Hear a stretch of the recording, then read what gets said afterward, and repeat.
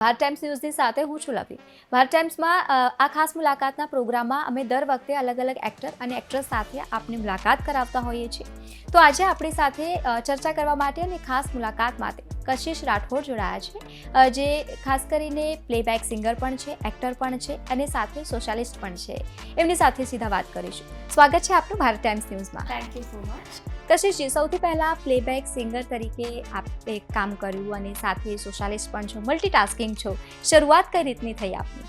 શરૂઆત ઇન્ટરેસ્ટિંગ રહી છે. ભારત ટાઈમ્સના જેટલા પણ વ્યુઅર્સ છે, ફર્સ્ટલી તમને લોકોને ખૂબ ખૂબ વધાઈ. એન્ડ ગણેશ ચતુર્થી ફેસ્ટિવલ ચાલી રહ્યો છે, સો all the best and congratulations to all of you લોકોને પણ છે. શરૂઆત એવી રીતે રહી હતી કે જ્યારે હું આર્કિટેક્ટ ગ્રેજ્યુએટ થઈ એના પરથી મ્યુઝિક શો ઓર્ગેનાઇઝ કરતા ગયા, એનજીઓનું કામ ચાલતું ગયું, એમ પછી એક્ટિંગમાં ઇન્વોલ્વ થઈ. એટલે આખી જર્ની ખૂબ જ લાંબી અને ખૂબ જ ઇન્ટરેસ્ટિંગ રહી છે. પહેલાંથી આપણે સોચ્યું હતું કે મારે એક્ટિંગમાં જવાનું છે અને સિંગિંગ, કે પછી એક્સિડેન્ટલી તમે પહોંચ્યા છો કે બાય લક? મિયર જોરદાર વાળો accident, because it was never plan કે એક્ટિંગમાં આવવું છે.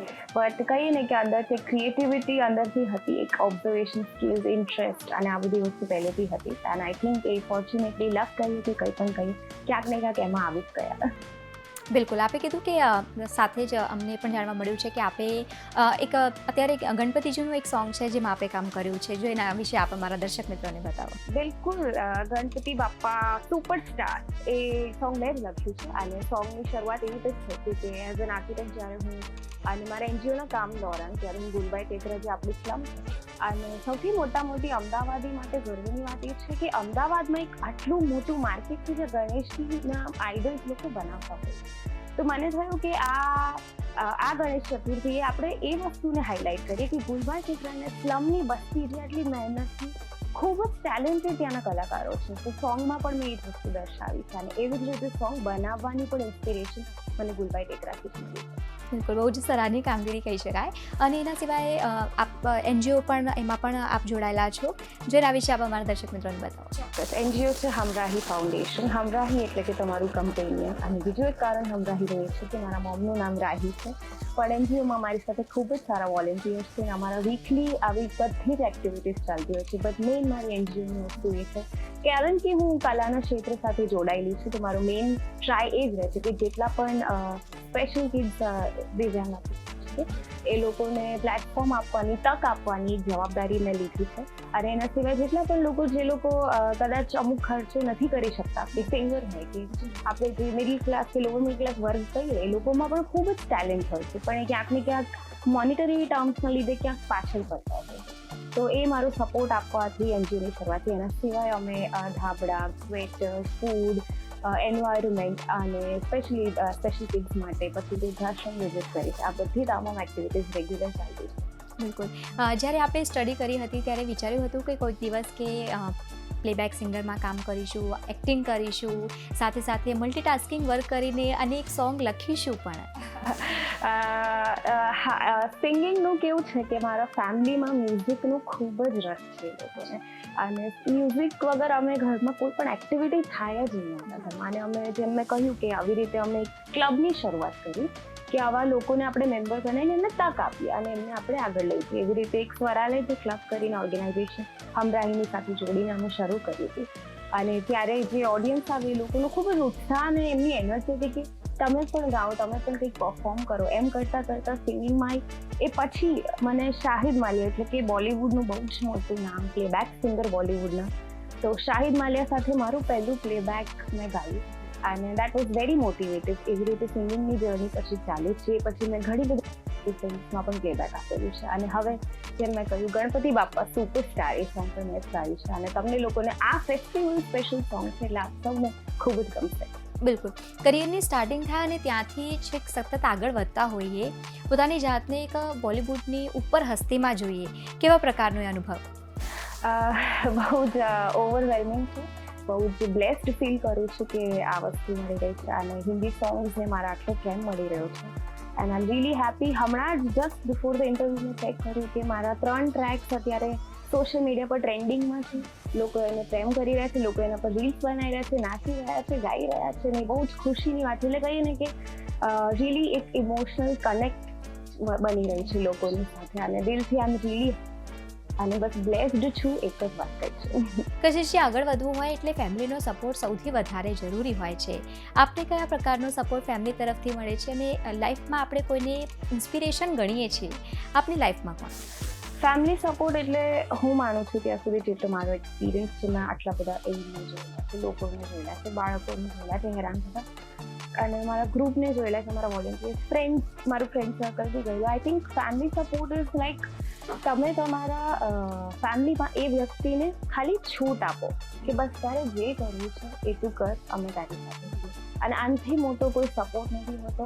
એ લોકો જે પણ ડિસિઝન લઉં કે કાલે ઉઠીને મારે કંઈક બીજી નવી વસ્તુ કરવી છે, કે હું કાલે ઉઠીને કહું કે નહીં મને આ બચ્ચાઓ છે અહીંયા અપંગ માનવ મંડળમાં, તો એમને લઈને મને સરસ મજાની ઇવેન્ટ કરવી છે, તમે લોકો થોડુંક સપોર્ટ કરો, થોડુંક I am really young, so I ask my family that please support me, because ત્યાંના કિડ્સ એટલા ટેલેન્ટેડ હોય છે, I cannot control my self.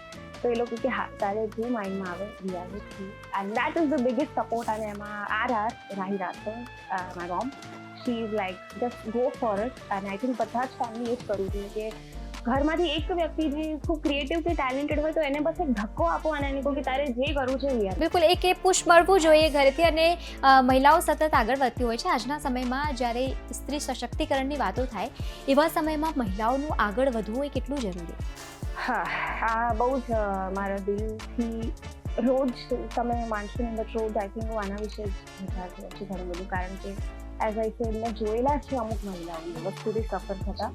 અને ઇવન જ્યારે અમારી મ્યુઝિક ક્લબ શરૂ થઈ ત્યારે પણ 2-3 મહિલા એવી હતી કે એમને ઘરેથી કોઈ જાતો સપોર્ટ નહીં કે જાઓ તમે સિંગિંગ કરો, તમને આમાં શોખ છે કે તમે ડાન્સ કરો, એક્ટ કરો, તમને આમાં શોખ છે, સપોર્ટ નથી હોતો. અને એ વસ્તુ એમને એક ડિપ્રેશનમાં લઈ જતી હોય છે. સ્પેશિયલી આજનો ટાઈમ એવું છે that you don't have anybody two share કે તમારા દિલની અંદર શું વીતી રહ્યું છે એ તમે શેર બી ના કરી શકો લોકો સામે, કેમ કે ફેમિલી થ્રુ જે વસ્તુ થઈ રહી છે તમે કહો બી કોને.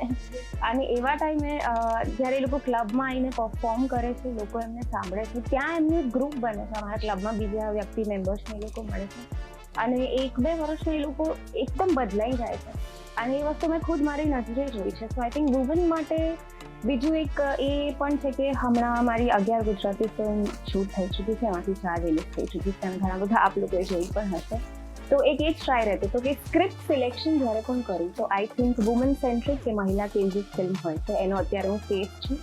તો ગુજરાતમાં મને વુમન સેન્ટ્રિક ફિલ્મનો ફેસ કરવામાં આવે છે, અને આઈ એમ રિયલી ઓનર્ડ કે એ વસ્તુ નિભાઈ છે. બિલકુલ બિલકુલ. કશિશજી, અત્યારના સમયમાં યુવા લોકો જે પણ યુથ છે એ લોકોને ત્વરિત કંઈ પણ વસ્તુ જોઈએ છે, એટલે આજે પરિશ્રમ કરવાની શરૂઆત કરીને કાલે ઉઠીને નાસીપાસ થઈ જતા હોય છે. એવા સમયમાં સતત મહેનત કરવું અને આગળ વધવું એ કેટલું જરૂરી છે? કારણ કે અમુક વાર એવું હોય છે કે આપણે ઓડિશન આપતા હોઈએ છીએ, કોઈ પણ વાતમાં આગળ વધવાનું ટ્રાય કરીએ પણ નથી મળતું એ પ્રમાણે જે પ્રમાણે આગળ આપણે જોઈએ. એવા સમયમાં નાસીપાસ ન થવાના બદલે પોતાની જાતને પોઝિટિવ કઈ રીતે રાખવું? બહુ જ સારો પોઈન્ટ છે. સૌથી ઇમ્પોર્ટન્ટ વાત, અગર જો તમારી અંદર ટેલેન્ટ છે તો ક્યાંયથી પણ દુનિયા આમથી તેમ થઈ જાય, તમને મોકો મળશે. બસ એ એક ભરોસે તમે ખુદના પર રાખો કે નહીં, ઇફ મારી જોડે કોઈ ડાન્સમાં આગળ હોય, કોઈ એક્ટિંગમાં આગળ હોય, તો બસ સતત you just go for it. અને બિલકુલ બી કહેવાય ને કે સેકન્ડ થોટ ના રાખો. ત્યારે તમે ખુદ ડાઉટફુલ રહેશો કે ઇન્સિક્યોર રહેશો કે નહીં આને તો આ મળી ગયું 2 મહિનામાં, અને જો સાથે 3-4 જણ એપ્લાય કરી રહ્યા હોય કે આને મળી ગયું, આને મળી ગયું, don't think about it. If તમારી અંદર ટેલેન્ટ છે, અને અત્યારે you can use social media પર તમે તમારી ટેલેન્ટને સ્પ્રેડ કરો, લોકો સુધી પહોંચાવો. બટ બસ એક જ વાત છે કે આ વસ્તુને તમે ઓનેસ્ટીથી બસ એક એફર્ટ કન્ટિન્યુ રાખો.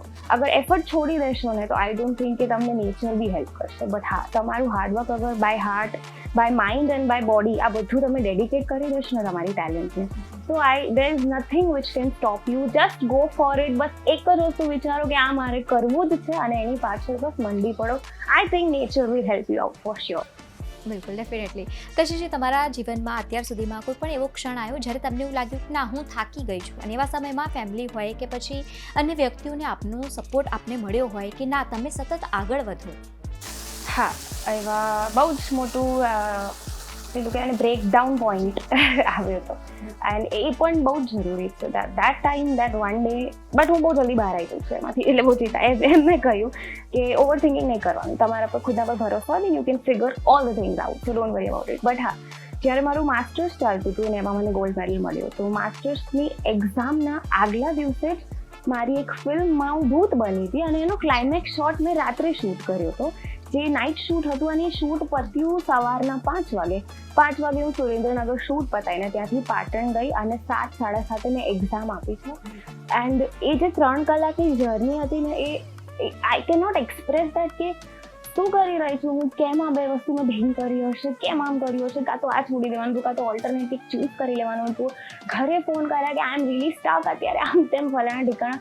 બટ હા, એક ઊંડો શ્વાસ લો, તમારા પર બિલીવ રાખો. અને આઈ થિંક એવી તો કોઈ વસ્તુ હોતી જ નથી કે તમે એક દિવસમાં બદલી શકો છો. તો over the years work four it, તો એવા બ્રેકડાઉન પોઈન્ટ તો આવતા રહેતા હોય છે, બસ ચિંતા નહીં કરવાની.